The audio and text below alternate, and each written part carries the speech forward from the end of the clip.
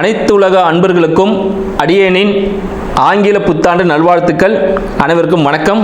இந்த ஆங்கில புத்தாண்டு பார்த்தீங்கன்னா, ஆங்கில புத்தாண்டில் இந்த உலக மக்களாகிய நம் அனைவருக்கும் சரிங்களா எத்தகைய சிறப்பான பலன் இருக்க போகுது அப்படின்னு பார்ப்போம். இந்த ஆங்கில புத்தாண்டு வியாழக்கிழமை ரோஹிணி நட்சத்திரத்தில் தொடங்குது. அப்படின்னு பார்த்தீங்கன்னா, ரோஹிணி நட்சத்திரம்னாலே சந்திரன் தான். சந்திரன் உச்சமாகக்கூடிய ஒரு இடம் ரோஹிணி நட்சத்திரம்னு சொல்லலாம். இந்த காலகட்டத்தில் நம்மள ஆங்கில புத்தாண்டு வர்றதுனால அனைத்து உலக மக்களுக்கும் எத்தகைய சிறப்பான பலன்கள், எத்தகைய பாதக சூழ்நிலைகள் இருக்குது அப்படின்னு பார்ப்போம். ஆங்கில புத்தாண்டில் பார்த்தீங்கன்னா, இந்த அரசியல் அப்படின்னு எடுத்துக்கிட்டோம்னா, ஏன்னா அரசியலில் பார்த்தீங்கன்னா நிறைய பிளவுகள் ஏற்படுவதற்கான ஒரு காலகட்டமாக இந்த 2026ஆம் ஆண்டு இருக்க போகுதுன்னு சொல்லலாம். பல கட்சிகள் சிதறி போகக்கூடிய ஒரு காலகட்டமாகவும், ஆட்சி அமைத்துள்ள கட்சி மீண்டும் ஆட்சி அமைவதற்கான ஒரு சாத்தியக்கூறாகவும் இந்த ஆங்கில புத்தாண்டு இருக்க போகுதுன்னு சொல்லலாம். அதற்காக அவர்களுக்கு வாழ்த்துக்களையும் தெரிவித்துக் கொள்கிறோம். அடுத்து பார்த்தீங்கன்னா, பொருளாதாரம் அப்படின்னு எடுத்தீங்கன்னா, பொருளாதாரம் மிக சிறந்த வாய்ப்பை அனைவருக்கும் அளிக்கும் சொல்லலாம். உலக பொருளாதாரத்தை பொறுத்தவரையில் பார்த்தீங்கன்னா, உலக பொருளாதார போர் மிக பெரிய அளவில் நடப்பதற்கான வாய்ப்புகள் உண்டு. உலக போர் தொடங்குவதற்கான உத்திகள் ஆல்ரெடி ஆரம்பிச்சிருச்சு. இது மிக உச்சத்தை எட்டக்கூடிய ஒரு காலகட்டமாக இந்த 2026 அமைய போகிறது. மேலும் பார்த்தீங்கன்னா, இந்த எண்ணெய் சம்பந்தப்பட்ட பொருட்கள் விலை ஏறுவதற்கான சாத்தியக்கூறுகள் அதிகமாக உள்ளது. எண்ணெய்னாலே நீங்கள் கச்சா எண்ணெய் எடுத்துக்கலாம். அதை எடுத்தீங்கனாலே டாப் லெவலில் போக போகுது. அதனால தங்கம், வெள்ளி மிக உயர்ந்த இடத்தை அடைய போகுதுன்னு சொல்லலாம். பொருளாதாரத்தில் மிகப்பெரிய ஒரு மாற்றத்தை ஏற்படுத்த போகுதுன்னு சொல்லலாம். இதனால இந்தியாவில் என்ன இருக்கும் அப்படின்னு பார்த்தீங்கன்னா, இந்தியாவில் பல நாட்டிலிருந்து பல பேர் முதலீடுகளை செய்வதற்கான ஒரு வாய்ப்பாக இந்தியா அவங்களுக்கு வழிவகுக்கும் சொல்லலாம். இதனால் இந்தியாவோட பொருளாதார முன்னேற்றம் மிகவும் சிறப்பானதாக இருக்கும் அப்படின்ற விஷயத்தையும் நம்ம தெரிஞ்சுக்கலாம்.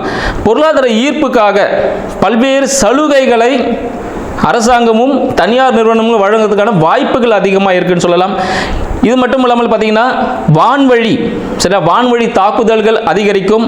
வான்வழி போர், வான்வழியான விபத்துகள் அதிகமாக நடக்கக்கூடிய ஒரு ஆண்டாக இந்த மாதம், இந்த 2026ஆம் ஆண்டு திகழப் போகிறது. கடல் சார்ந்த போர்களும் அதிகரிக்கக்கூடிய ஒரு காலகட்டம்.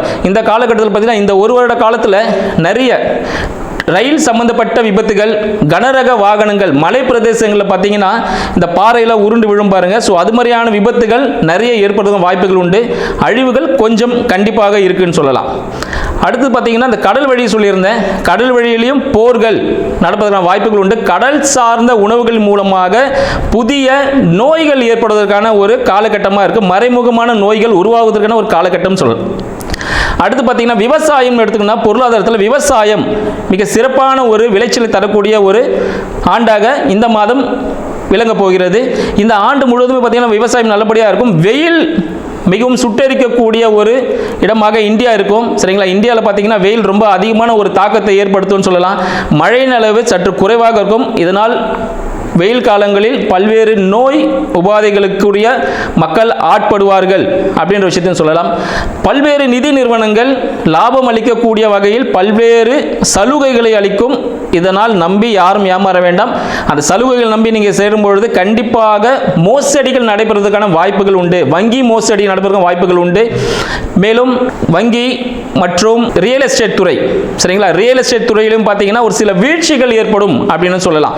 ரியல் எஸ்டேட் துறையில் போனீங்கன்னா வீழ்ச்சிகள் ஏற்படுவதற்கான வாய்ப்புகள் அதிகமாக உள்ளது. இதற்கு அரசாங்கத்தில் சிறிய பிளவுகள் ஏற்படும். சரிங்களா? ஆட்சியில் இருக்கும் சிறிய பிளவுகள் ஏற்படும். அது சரி செஞ்சு திருப்பி அவங்கள தான் ஆட்சியிலையும் இருப்பாங்க. தற்பொழுது இந்த 2026ஆம் ஆண்டு நமது 12 ராசிகளுக்கும் எத்தகைய சிறப்பான சாதக பாதக பலன்களை தரப்போகுது என்று நம்ம பார்ப்போம். வீடியோக்குள்ள போலாம் வாங்க. விருச்சிக ராசி நண்பர்களுக்கு அடியேனின் அன்பு வணக்கமும் 2026ஆம் ஆண்டிற்கான ஆங்கில புத்தாண்டு நல்வாழ்த்துக்களும். விருச்சிக ராசி என்றாலே பார்த்தீங்கன்னா மிகவும் திறமைசாலிகள் அப்படின்னு சொல்லலாம். காலபுருஷத்துக்கு 8ஆம் வீடு, மறைமுக வீடு, புதையல். மிகவும் திறமைசாலிகள் யாருன்னா விருச்சிக ராசியில் இருக்கவங்க தான் ரொம்ப திறமைசாலிகள்னு சொல்லலாம். அவங்களுக்கு கலைத்திறன் பார்த்தீங்கன்னா அதிக அளவில் இருக்கும். எல்லாமே மறைஞ்சிருக்கும் அப்படின்னு சொல்லலாம். விருச்சிக ராசியின் அதிபதியான செவ்வாய் பகவான் 1க்கும் 6க்கும் அதிபதி செவ்வாய் பகவான் வந்து 2ல் இருக்கிறார். பிரச்சனைகள் மூலமாக வருமானம், இந்த மெடிசன் துறையில் இருக்கவங்க, மெடிக்கல் லைனில் இருக்கவங்க, இன்சூரன்ஸ் துறையில் இருக்கவங்க, காப்பீடு நிறுவனம், போலீஸ், கோர்ட்டு கேஸு, ஆய்வுத்துறை, சரிங்களா, தொல்லியல் துறை சொல்கிறாங்க பார்த்தீங்களா, இது போல துறையில் இருப்பவர்களாம் இந்த காலகட்டம் உச்சத்தை அடையக்கூடிய ஒரு காலகட்டம். இவங்க தான் அந்த இடத்துல டாப்பாக இருப்பாங்க. அதன் மூலியமாக அவங்களுக்கு வருமானம் கிடைக்கக்கூடிய ஒரு ஆண்டாக 2026ஆம் ஆண்டு திகழ போகுதுன்னு சொல்லலாம்.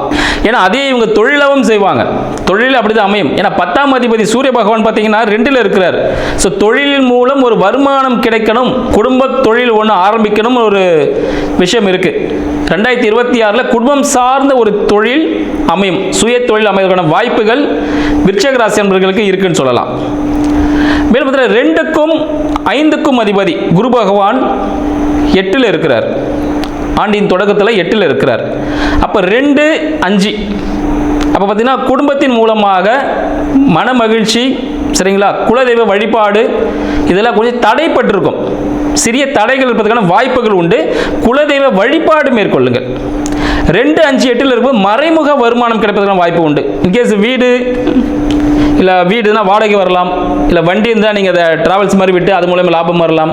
இல்லை ஏதாவது இன்வெஸ்ட்மெண்ட், ஷேர் மார்க்கெட் இதெல்லாம் இன்வெஸ்ட்மெண்ட் எதனா பண்ணியிருந்தீங்கன்னா அது மூலம் ஒரு மறைமுக வருமானம், திடீர்னு ஒரு புதையல் கிடைக்குது அப்படின்னு சொல்லலாம்.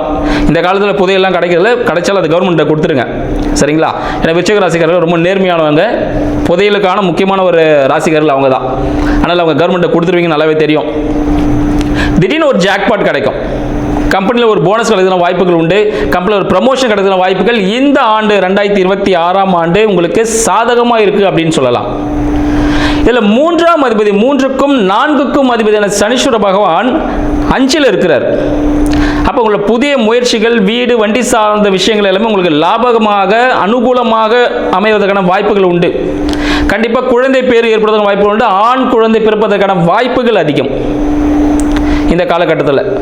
அந்த ஒரு நல்ல ஒரு செய்தி, உங்களோட வம்சம் விருத்தியாகக்கூடிய ஒரு காலகட்டமாக இந்த 2026 திகழ போகுது அப்படின்னு சொல்லலாம். சரிங்க ஐயா, இன்னும் எனக்கு கல்யாணமே ஆகலை, கல்யாணம் ஆகுமா, நிறைய வருஷமாக வெயிட் பண்ணிகிட்டே இருக்கிறேன் அப்படின்னு கேட்குறது நல்லாவே தெரியுது. 2026ஆம் ஆண்டில் விருச்சிக ராசியின் 7ஆம் அதிபதியான சுக்கிர பகவான் 7க்கும் 12க்கும் அந்த சுக்கிர பகவான் எங்கே இருக்கிறாரு? 2ல் இருக்கிறார்.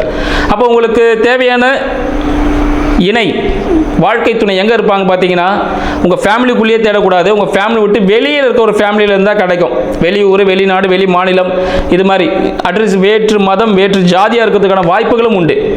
ஸோ அப்படி தேடினீங்கன்னா உங்களுக்கு குடும்பம் அமையும். நீங்கள் குடும்பத்துக்குள்ளேயே தேடி இருந்தீங்கன்னா தேடிக்கிட்டே இருக்க வேண்டியது தான். அதனால் விருச்சிக ராசி அன்பர்கள் திருமணத்திற்கான காலமாக இந்த 2026 திகழ போதுன்னு சொல்லலாம். ஸோ அடியேன்னு சொன்ன அந்த குறிப்புப்படி தேடினீங்கன்னா கண்டிப்பாக திருமணம் முடிஞ்சிடும். 2026ல் 27ல் குழந்தை பிறந்துடும். அது மாதிரியான ஒரு விஷயம் இருக்குது, சரிங்களா. அதனால் இந்த காலகட்டத்தை கண்டிப்பாக பயன்படுத்துங்க. மேலும் பார்த்தீங்கன்னா இந்த விருச்சிக ராசி அன்பர்களுக்கு 8ஆம் அதிபதி 8-11 மறைமுக சுகம், மறைமுக சுகம், சரிங்களா. இல்லை பார்த்தா ஆன்மீக தேடல்னு வச்சுக்கலாம். ஆன்மீகம் சார்ந்த தேடலில் ஈடுபடும் பொழுது உங்களுக்கு ஞானம் கிடைக்கும். ஸோ அதற்கான அதிபதியான புத பகவான் 2ல் இருக்கிறார். ஸோ குடும்பத்தில் இருக்கிற சில விஷயங்கள் உங்களுக்கு பிரச்சனை கொடுத்து ஞானத்தை ஏற்படுத்தும். குடும்பத்தில் யாரெல்லாம் இருக்கிறாங்க, எல்லாம் என்ன கேட்டகரியில் இருக்கிறாங்க, இவ்வளோ நாள் எப்படி இருந்தாங்க அப்படின்னு குடும்பத்தில் இருக்க ஒவ்வொரு நபர்களை பற்றி 2026 உங்களுக்கு தெள்ள தெளிவாக புரிய வைக்க போகுது. மனைவியாக இருந்தாலும், பிள்ளைகளாக இருந்தாலும், தந்தையாக இருந்தாலும், தாயாக இருந்தாலும், சகோதரர்கள் பற்றி அனைவர் பற்றியும் தெளிவான ஒரு புரிதல் 2026 உங்களுக்கு தரப்போகுது அப்படின்ற ஒரு விஷயம் இருக்குது. ஒரு புதிய ஒரு படிப்பு உங்களுக்கு கிடைக்க போகுது, ஒரு அனுபவம் கிடைக்க போகுதுன்னு சொல்லலாம். மேலும் பார்த்தீங்கன்னா விருச்சிக ராசியின் 9ஆம் அதிபதி கடகம் சந்திர பகவான். ஸோ தந்தையின் உடல்நிலையில் சிறிய உபாதைகள் வந்து போகக்கூடிய ஒரு காலகட்டமாக இருக்க போகுதுன்னு சொல்லலாம். அப்போ தாயை விட்டுட்டுமே விருச்சிக ராசி தாய்க்கு பார்த்தீங்கன்னா உடல்நிலை எல்லாமே சீராக அமைவதற்கான வாய்ப்புகள் உண்டு. தாயின் காலில் சிறிய காயங்கள், அடிகள் படுவதற்கான வாய்ப்புகளும் உண்டு வருடத்தின் முதல் பகுதியில். அதனால் கொஞ்சம் கவனமாக இருங்க. இந்த பாத்ரூம் போகும்போதெல்லாம் வடிக்க விடுறது எல்லாமே நடக்கக்கூடிய காலகட்டமாக இருக்கும்.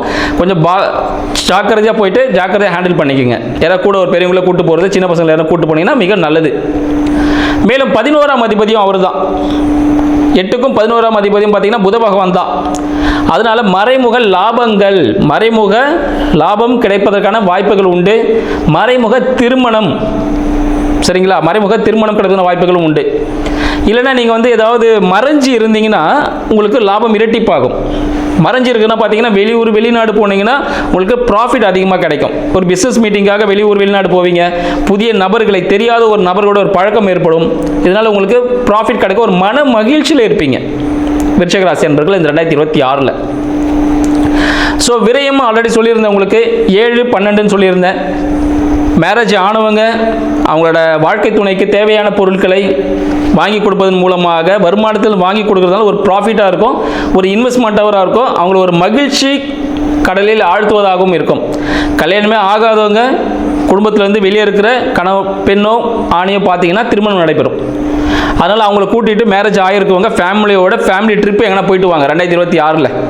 இந்த மே மாதத்தில் பார்த்தீங்கன்னா அந்த ஃபேமிலி ட்ரிப் போயிட்டு வரும்போது ஒரு மன மகிழ்ச்சி உங்களுக்கு கிடைச்சி இந்த ஆண்டு முழுக்க உங்களுக்கு சாதகமான ஒரு சூழ்நிலையே கிடைக்கும் அப்படின்னு சொல்லலாம். இந்த கவர்மெண்ட் ரிலேட்டடான விஷயங்கள் சிறிய ஒரு அழுத்தத்தை ஏற்படுத்தும், சிறிய ஒரு விரயங்கள், பண விரயங்கள் ஏற்படுத்தும். ஒன்றும் இல்லை, டாக்குமெண்ட்டுக்கு தேவையான சார்ஜஸ் நீங்கள் பே பண்ணுவீங்க, பெனால்ட்டியில் எதுவுமே இல்லை. என்ன கட்டணுமோ அதை ப்ராப்பராக கட்டக்கூடிய ஒரு காலகட்டமாக இருக்கும். புதிய வீடு, வண்டி, வாகனங்கள் வாங்குவதற்கான வாய்ப்புகள் இந்த காலகட்டத்தில் விருச்சிக ராசி அன்பர்களுக்கு உண்டு. தயவு செய்து இந்த காலகட்டத்தை பயன்படுத்துங்க. ஏன்னா வருடத்தின் 2ஆம் பகுதி தங்களுக்கு சாதகமான சூழ்நிலையாக இருக்குது. தங்கள் வருமானம் மூலமாக கோவில்களுக்கு அன்னதானமோ இல்லை தேவைப்படக்கூடிய கட்டட செலவுகளுக்கோ பணம் ஒதுக்கீடு செஞ்சீங்கன்னா உங்களுக்கு பூர்வ புண்ணியம் இதற்கு தடைப்பட்டிருந்தது எல்லாமே உங்களுக்கு சக்ஸஸ் ஆகக்கூடிய ஒரு காலகட்டம், எல்லாமே பாக்கியமாக மாறிடும். இன்றைக்கி இருக்கப்பட்ட கஷ்டத்துக்கெல்லாம் தானாகவே எல்லாமே அவங்கள தேடி உங்களுக்கு உதவி செய்யக்கூடிய ஒரு காலகட்டமாக இந்த ஆண்டு முழுக்க திகழப்போகுது அப்படின்னு சொல்லலாம். எனவே இன்றைக்கு சிறப்புகளை கொண்டுள்ள விருச்சிக ராசி அன்பர்களுக்கு அடியேனின் வாழ்த்துக்கள். நன்றி.